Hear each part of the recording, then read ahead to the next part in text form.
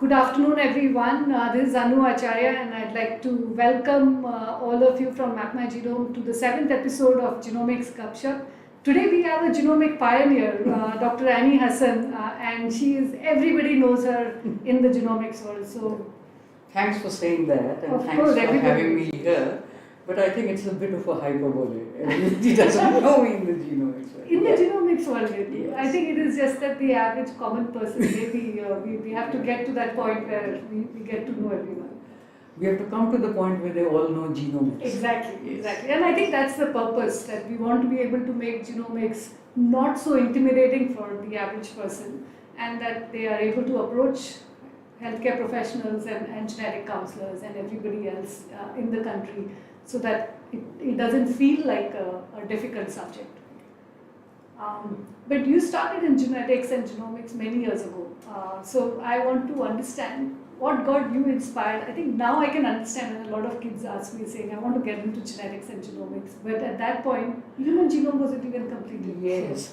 The thing is, the first time I read, or I was taught, I must say, in the 11th, 12th class, a chapter called Heredity and Variation. I also read that. Yes, all of us did it. So that just got me. And it so happened that the same evening, when I was coming back from school, it's even now, it's difficult to identify your child also in all the same uniforms. There was this person who was coming on a cycle, and he stopped me from the rush of this grammar school coming out and said, "Are you related to Mr. Hasan?" And I was fascinated. I said, "How did he pick me up?" He said, "You look and the way you talk, and something made me feel that." So then it got amalgamated that whatever it is, I have to get into this genetics and understand what's this inheritance and how does it vary. And like it is for anybody who takes biology, I was also expected to go into medicine, but I went to different medical schools, All India Institute, Osmania, AFMC, and found that there's no genetics in medical schools. So I said, I'm not going there. And then I pursued. So I went into, and also there was no BSc biotechnology or genetics in those days. So I did my botany, zoology, chemistry, went into, and then masters in genetics. Masters in genetics and then PhD in genetics, then molecular genetics at CCME. And so was there any, other than your book and the chapter that you read, is there any geneticists that also got you inspired? No, after I came into the field, then there were several geneticists, and of course my mentor and supervisor, Professor Ahuja, was there, and Professor Ahuja amalgamated my love for genetics, although we had a lot of different views about it. But that's the important thing. Yeah, that's important. But as a geneticist whom I really admire is Dr. Mary Lyon from Oxford, who did the X inactivation. Just for the viewers, we can talk about females have two X chromosomes, males have an X and a Y, and the Y chromosome is a small chromosome, so there are a lot of genes on the X. So if one of the X in the female was not inactivated, then the males would have not been favored in evolution. So she worked on that, and that's fascinating. Yes, and that is also a basis of a lot of genetic counselling things which we do for X-linked recessive disorders. So I had the opportunity to work with her, and I think she was a fantastic geneticist, and wish she had got the Nobel Prize. I don't know how they missed it, but it happens sometimes. Maybe being a woman did it, because Dr. Mary Lyon, despite doing her PhD work in 1961, was not awarded a PhD degree. Wow. Because in those days, in UK, they thought that women did not need a degree. So it was in 68, as in retrospective, she got her degree. Wow. And I think that's one thing that we all take for granted, that we are where we are today, I think, has come after a lot of people fighting for their rights. Yes, and what we take for granted doesn't necessarily mean that it was there. Even as Recently, Like 60s. 60. Yes. Yeah, the same day I remember someone told me that women were not allowed to play basketball in the IITs not so long ago. So I think these are things that even I didn't know, and I think even I didn't know about her not getting the PhD. And that is quite unfortunate because that's why she did not get a position in a university, so she did not have many PhD students. She had only one PhD student. And you also you worked in New Zealand, right? Yes. New Zealand was after my CCAB stint, and there was a position offered in Nature, and I went as an exchange scientist. And what New Zealand taught me is two important things. One, the importance of work and leisure. They respect your leisure as much as they respect your work, which was a real eye-opener. Because in India, if you want leave, you have to find a bahana. You have to either fall sick or somebody in the family has to be sick or something. There, it's fine. You need time off. So that I learned. And the other thing which I learned and appreciated was the fact that I got the opportunity to get into translational research. Here I was doing basic research, and there, because I worked in the medical school, I saw what is diagnosis, what is patient care, how research should come into the clinic. I also read one of your papers or preview of a paper where you compared the US versus Indian genetic counselling and other things. That's not my paper, that's Nibby's paper. Okay. But you mentioned in that. Yes, I mentioned in that because that's a transnational. But yes, it is. At that time, there was no genetic counselling in India, so there was nothing for me to compare it with. It was much later that after I came back, and before coming back, we had a stint in the US and came back. So you went from India, you did masters in genetics. Masters and PhD here. And then you went to New Zealand. Yes. Then UK, and then US or no. Then UK I went during my PhD. To work with Dr. Lyon because I was working on some aspects of exon activation. So you but US I've never worked for more than 6 weeks there because childcare is really pathetic. We assumed that it would be really nice, but after New Zealand it was very bad. In New Zealand they don't let you leave your child for more than 8 hours. So every working woman is given flexible hours to work. And then going to USA was really tough because there's 6 weeks. Preschool, post-week. I had my first child in the US. So you must have had a tough time. Not really, actually. I took off lesser when I had the second child here, but that's because I guess I had a company to run. Exactly. So, but it is true. You get 6 weeks off. At least I got 6 weeks off when I was in the US, and here I took off for 2 days. So that's a different one. But we have 3 months off over here. So at least I think in India, I think minimum of 3 to 6 months is the standard. Yeah, 3 months. So you've been doing genetic counselling for many years now. And I think the more exciting thing which you did, which is something that I was at one point thinking about, was creating this whole the board of genetic counselling that you have created, and I think that has sort of spawned a lot of genetic counsellors, many of who work also at MapmyGenome. Yes. So how did you get that idea?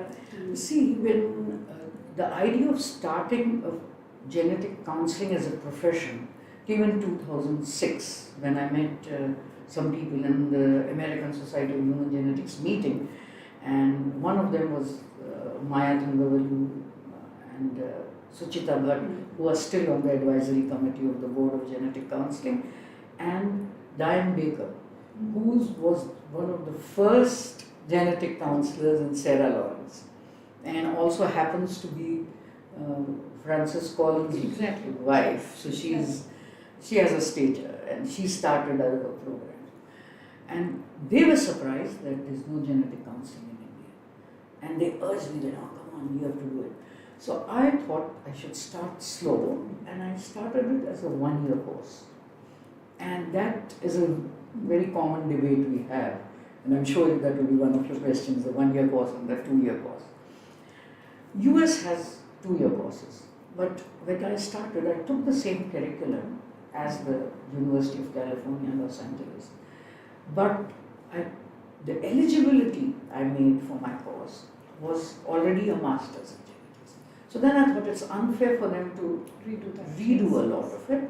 So it's better that they learn how to translate this to the counselling profession and also get interacted in the clinic so that they know, and that's how we decided and the course came about. But what we realized is, I urged many people to start such courses. So Sri Devi Hegde started it with Bibi, who was trained in Australia. But it was much later, in 2018, that Manipal took the 2-year course. And now NIMS also has a 2-year course. I think NIBMG also does something. Now, then the Skill India took up. Yeah. So they all, then came the debate. Once we had a 1-year course and 2-year courses. But what I personally feel, like in medicine, you have DNB, you have MD, you have DCH. All of them are pediatricians, correct? So they are different levels and different things. So if you are taking somebody after graduation, 2 years is fine. Now, instead of the debate, I would want more people to start the courses, because now we realize that we need more trained genetic counselors. And because we were not getting them, then we got the idea of the board of genetics, where we could have lateral entry. People who are already working, experienced people who have experience only in lab-based counseling, others who have clinical counseling and so on. Yeah, I think it sort of creates a standard for everybody to sort of follow. At least we have everybody on the same platform and then go from there. So it was in 2014 that we started the Board of Genetic Counseling. So it's been now almost 6-7, this is 7 years. And then the exams all go on, and I have nothing to do with the exams. There's an examination committee. You started that process. Yes. I think that is the important That aspect. came out, but now I am away from it because the examination committee, the exam is totally made externally in the US. Question bank is from there, the question bank is from UK, Australia, New Zealand, India. And then it goes directly to the, now for the past 2 years we have it online. That's very good. So Yeah. we're pretty much at the same gold standard as everybody else. So it's interesting you mentioned Diane Baker, because I met her once at Sharon Terry's one of the events for Genetic Alliance. And we met our first genetic counselor, Pooja Ramchandran, also through Sharon Terry. Because she interned over there. So it's a small world, I guess. I know. For genetic counseling, it's really a small world. Yes. So I think a lot of people are still confused, like when should you do a genetic counseling, right? So you have experience over vast different different types of patients who come to you. Some that might come for you without having a real reason to get counseling. So can you tell us which would be the main categories of people who should get a counseling done? See, genetic counseling, most of the time, which comes is whenever there is a child with a problem. That's when the parents come. The other time which they come is infertility. Because in India, it's a big thing that marriage and child goes together, not anywhere else in the world. Here it is very important. So infertility, they come. Also now more and more people are coming for cancer, hereditary cancer syndromes. I do get a lot of premarital also, but they are mostly consanguineous couples. And they are all coming through Google. Most of them are software people. Yes. Yeah. Software people, so they see it and they see that consanguinity. So their parents are asking them to marry their cousin. They really have, either they don't want to marry or they want to marry. In either case, they want to know whether they. And in either case, they want the genetic counselor's opinion. And I say, I'm not going to give you any opinion. I can do the test, tell you the carrier status, all that, but I'm not going to get into the emotional burden of telling you to marry or not marry. Yeah, I think that's a choice That's have. their emotional relationship, so they have to take the choice. Sometimes they don't want to stand up to their parents and say, I don't want to marry you. Tell the mother. Dr. Anu Acharya told me. Yeah, Yeah. I said, no, I'm not getting into that trap.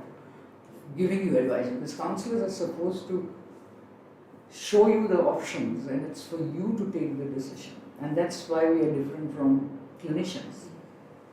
So I guess one of the good qualities of being a genetic counselor is to be able to show them those choices that they have. Yes.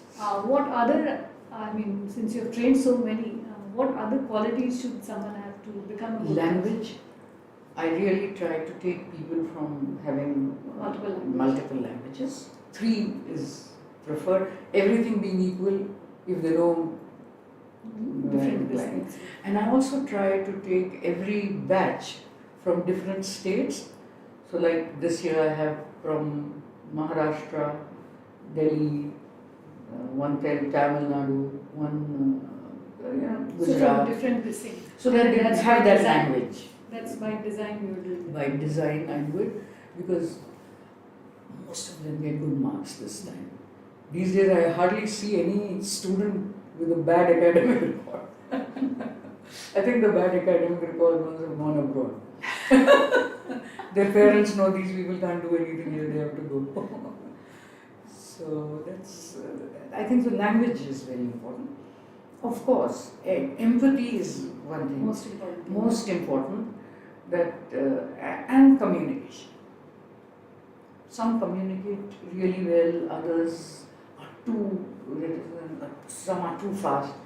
But I think youngsters these days are too fast anyway, the way they talk. And half the time I'm telling them, slow down. Take a deep breath. You have to listen, give them time. Yeah. So, since you mentioned like many people do come to you as premarital for checking if they are compatible in terms of mutation, like from a career status perspective. If money was not a constraint, do you think that it would be a good idea for everyone to do this? See, I think it's a good idea to know. But then people's mindsets are different. Some people just get too worked up knowing that they have a career for something and that will happen and what will happen. But I feel that if a person knows what they are looking for or what is required, it will definitely be better than having a child and then going retrospective. And that for cystic fibrosis or thalassemia, and can you imagine 2 children with thalassemia? So there are instances where yes, that's a total failure of the system. That means one child is being treated and nobody has told them that this is genetic and can happen again. So that's what. So if money is not the concern, then I always tell them that you spend heaps of money on your horoscopes and marriages, so you have the genome patri. It's not a horoscope. I mean, it's not. Yeah. But the word gives yeah. the same connotation. Correct. So the idea is that, but maybe you could also just make it career like Ashkenazi Jews do it for only autosomal recessive disorders, and that would be really nice. So we have that as we call it baby map. So we do a carrier screening. So we have when do you do it? Most the couples who come some come to us before they're getting married, and some come to us when they are planning a child. So I think essentially when before a marriage, I think it is mostly arranged marriages. They're trying to figure out if there's anything. This is one way to reject them. Yeah. More than that, I think it is to understand what their options, like what they're looking forward to. And when they're planning a child, it's mostly so that we give them the choices in terms of what they can look for in the future. Right? So if there is something, do they need prenatal testing? And what type of testing? And now I think many people are looking at doing a lot of the other tests as well, like the NIPT and Yeah, NIPT is fine. NIPT is a screening test, and that should be done to everybody, all pregnant women. That's ideal. So NIPT they're doing, I think the ones that maybe are, and of course I think a lot of the other tests during pregnancy are also becoming popular. I remember my second pregnancy and last one was in 2006. And I think at that time also I remember doing some tests and I'm trying to figure out back maybe the biochemical. Maybe the biochemical. Mostly biochemical. There was no genetic test at that time. Yes. But I had my second baby in New Zealand and I did the amnio and everything. So I think it depends on... Yes. So that now NIPT is being offered to all pregnant women in the first, after the NT scan in US. Correct. Instead of the 2 biochemical tests, so they come for the NT and they do the NIPT, and then after that they come for the T5. So I think one of the reasons they can do that for everybody is that health insurance sort of covers that. I am not so sure about the US health insurance because there are different types of health insurances. They cover the carrier screen also. They cover the newborn screen. Newborn screen also. Yes. And I think one thing that the DBT is doing a lot of the Nidan Kendras and all of that as well. Yeah, no, Nidan Kendras, they are doing it for the pediatric. It's not so much for antenatal. So currently, I think they've started only with the newborns. And I think all Nidan Kendras should have a genetic counselor. Yes, definitely, for sure. They don't have. No. Only the Delhi one has it. But I think that's the sort of thing we should promote, because then you can reach to the masses. Otherwise, we are offering it only to the people who afford it. Yes. I think it's a good idea to start these Nidan Kendras. I think because then the literacy in general about genetics and all of that will increase. But I completely agree that if there is no genetic counselor, it becomes harder to understand.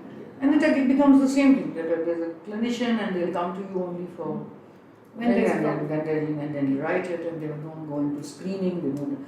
And it's so funny, even the clinicians sometimes think screening tests are only for high-risk people. I said, no, screening test is for everyone. Yes.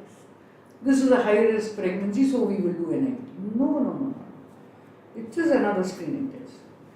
So that difference between, that's one more job of a genetic counselor, to differentiate between a screening test and a diagnostic test. So that the people know. Otherwise they say we have done the test. Yeah, they don't know the difference. Yeah, many times I talk to a lot of new parents. Yes, there was a test. So I said, what was the test? I don't know something that the doctor wrote and it's done.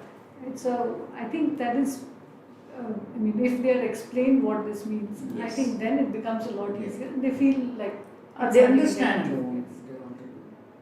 And that is also very important in IVF clinics. I think all IVF clinics should have genetic counselors, because they are paying so much money. They are being asked to do a PGD, they are asking to do this, that. What's that? They don't even know what it is. And I think part of that problem is that, like you mentioned, when you went around looking for, different medical colleges and you were unhappy that they didn't have genetics, I think even today they don't have much. Yes. So I think that is another big The challenge. undergraduate medical curriculum has only 6 hours of genetics. Nursing has more. Nursing has 12 hours of genetics. I teach both in Kamineni. And in other colleges, that 6 hours also is taught by an anatomy person. And anatomy for you, what do you imagine anatomy? A dead body, correct? And DNA is the only living thing. Why are these people teaching? I know people are going to get annoyed with me because I'm stepping on some. Yeah, but I think that it wasn't that was what they were taught to do, right? And I think that's now not the area. We are trying to fit in something. Yes. But I think now that we realize how important it is, and we have now, I think, relatively larger number of genetic counselors and people who are trained in medical genetics, I think it's important that this becomes a necessary requirement for. See, they have the National Medical Council has said that it's desirable to have a genetics unit. Only when they say it's mandated to have a genetics unit, then we'll see it in all medical colleges. So if it happens in all medical colleges, then at least. Then it go will up. go. So they will be sensitized at that level, at the undergraduate level, to genetics. So you do a lot of pharmacogenomics tests, right? You know, I love pharmacogenetics. Yes. So for an average layman, how do you define what is pharmacogenomics? Okay.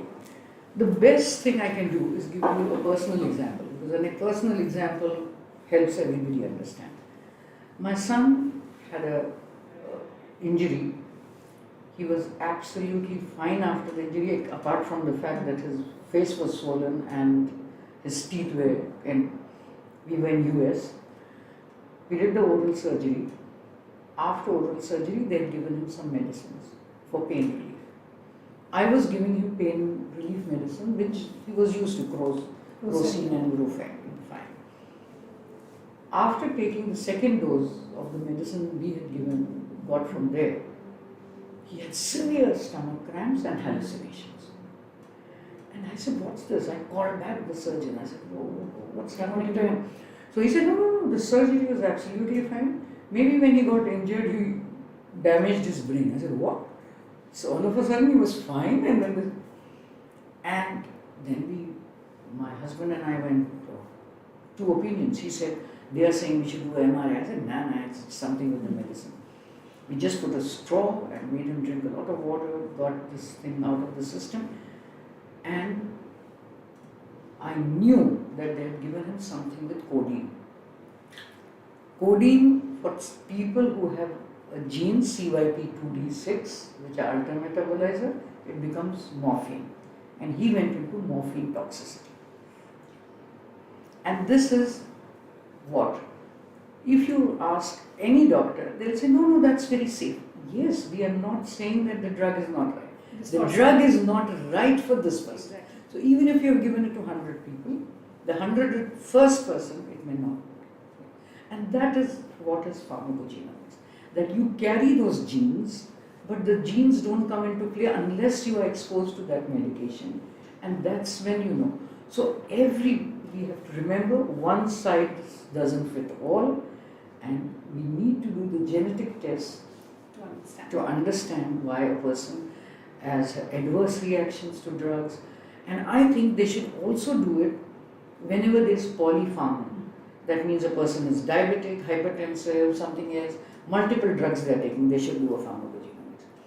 If they are starting any medication long term, like for epilepsy, after traumatic brain injury, they give for 2 years, they give you drugs.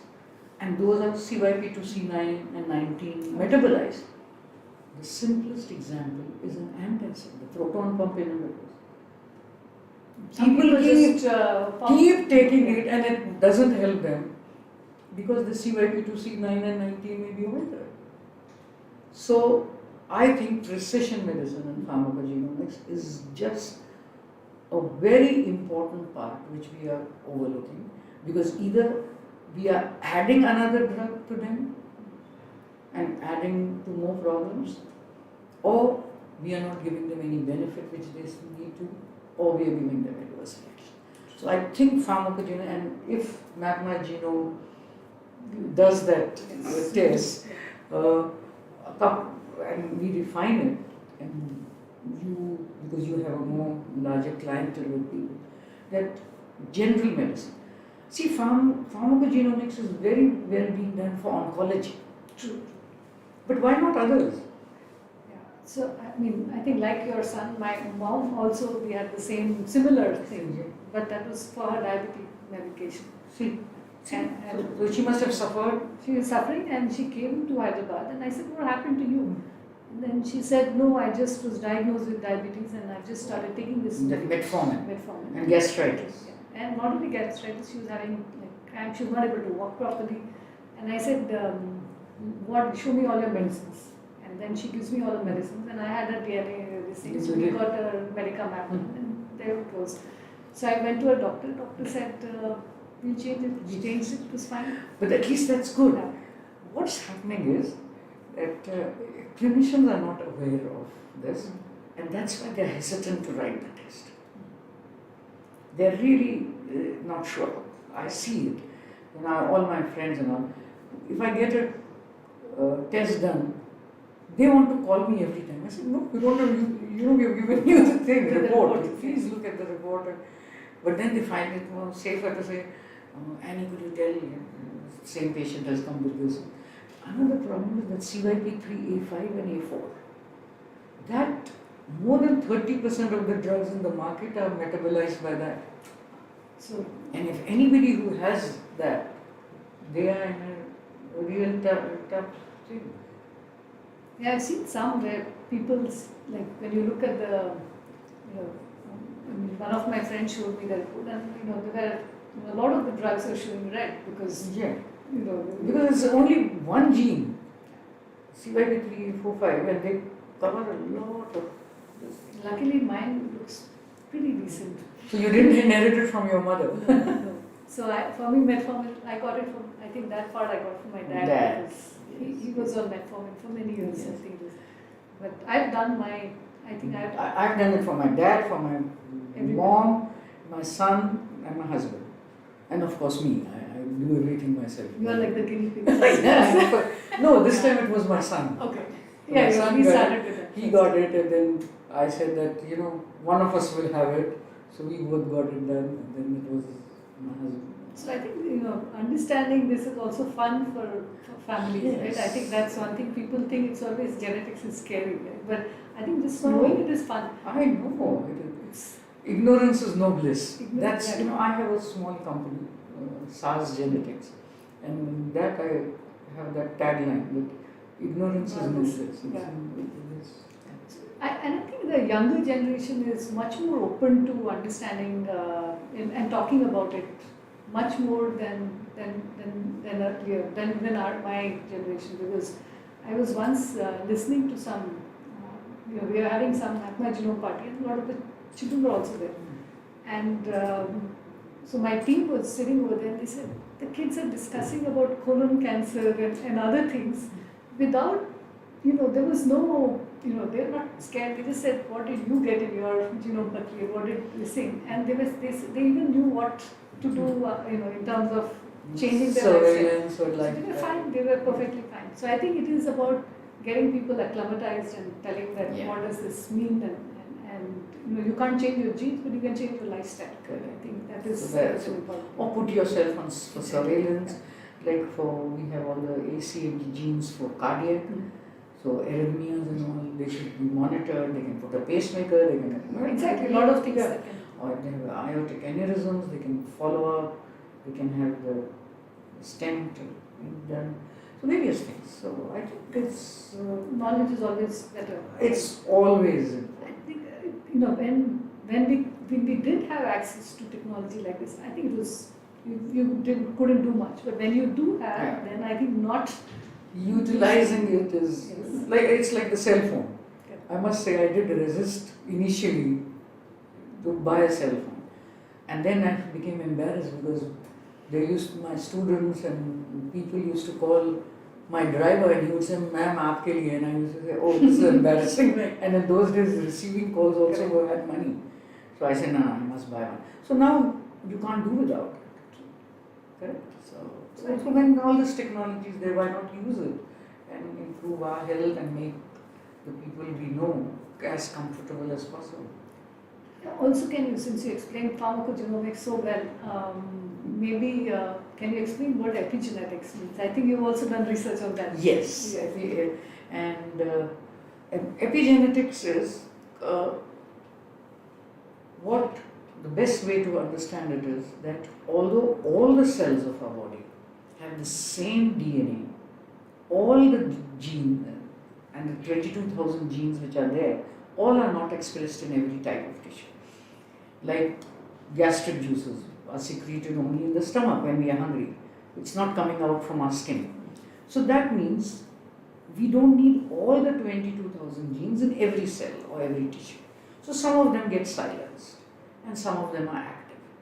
This silencing is not by mutations. That's where the difference comes for epi. So we call it, there are some changes which make a gene express or not express. And that something is mostly methylation or acetylation. So something on this DNA It's altered, and as a result, it gets silenced. But this is not a permanent phenomenon.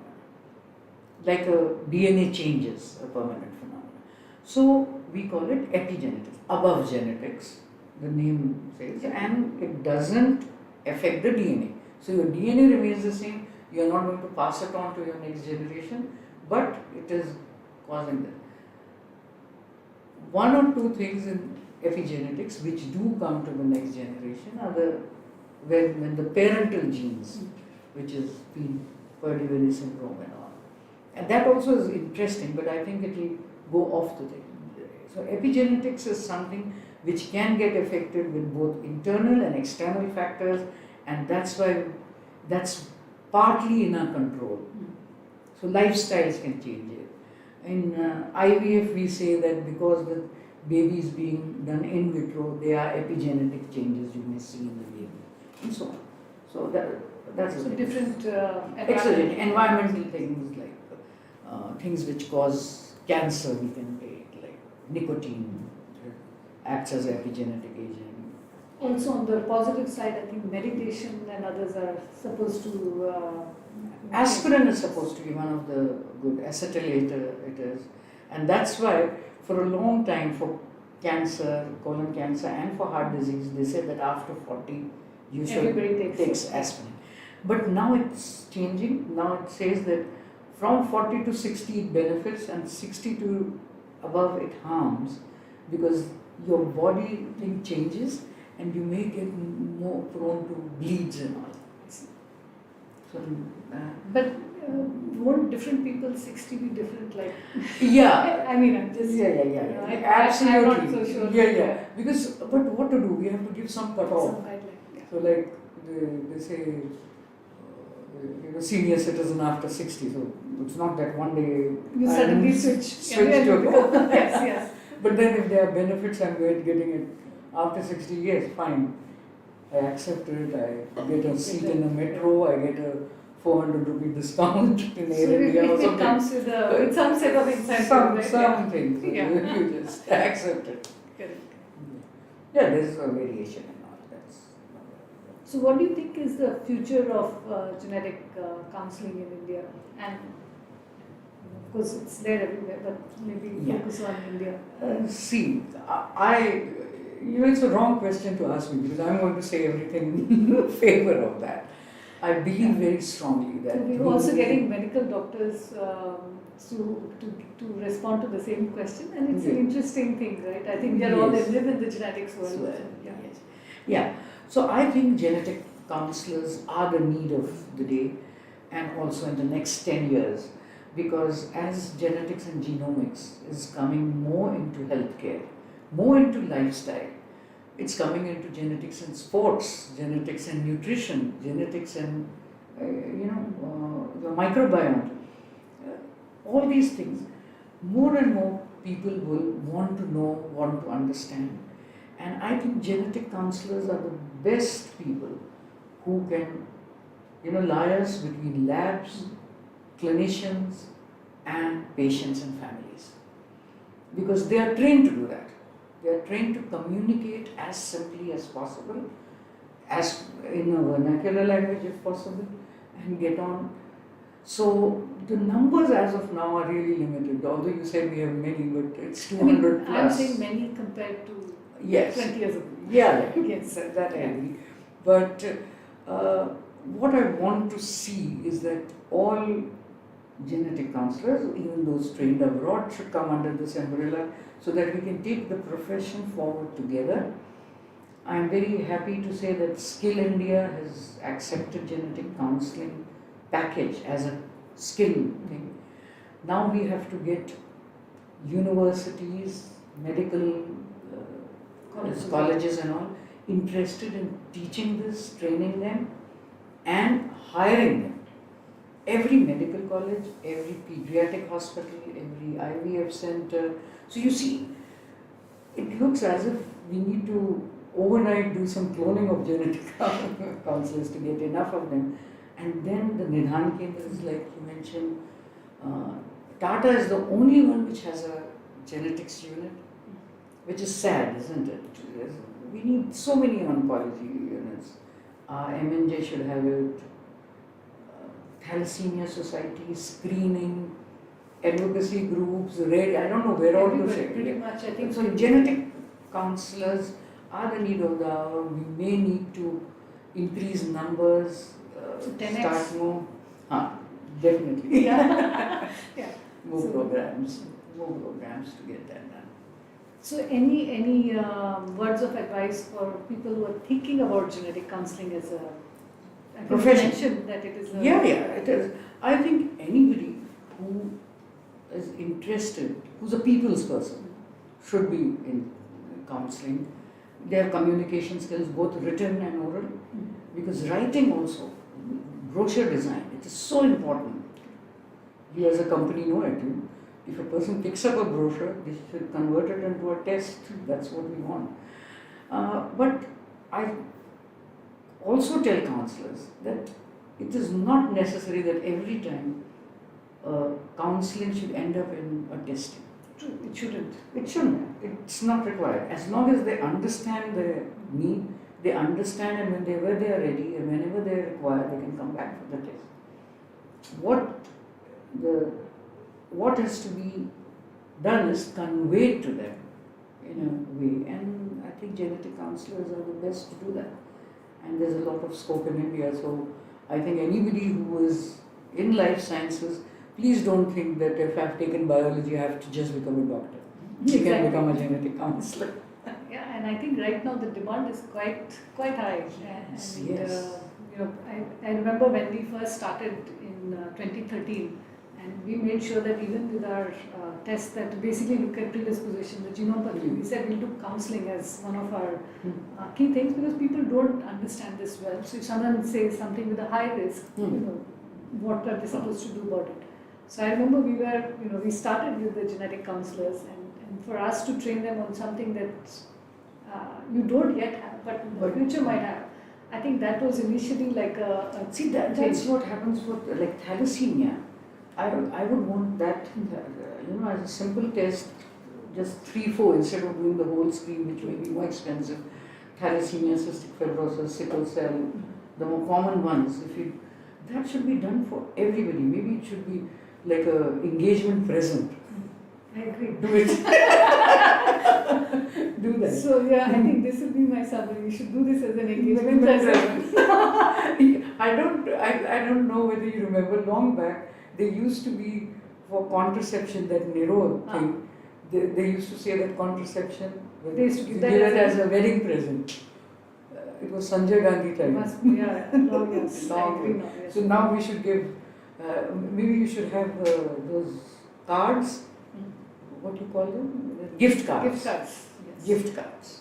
Maybe MapmyGenome should start so with. We have those little boxes. I think that is our little box that we have, that maybe we'll do so. But before I end, if there's anything else that you would like to say, and then I'll do a quick rapid fire. Yeah. One thing which I'm feeling was happening more and more is the direct to consumer testing. And that also, many clinicians feel cheated, that they feel that it should go through them.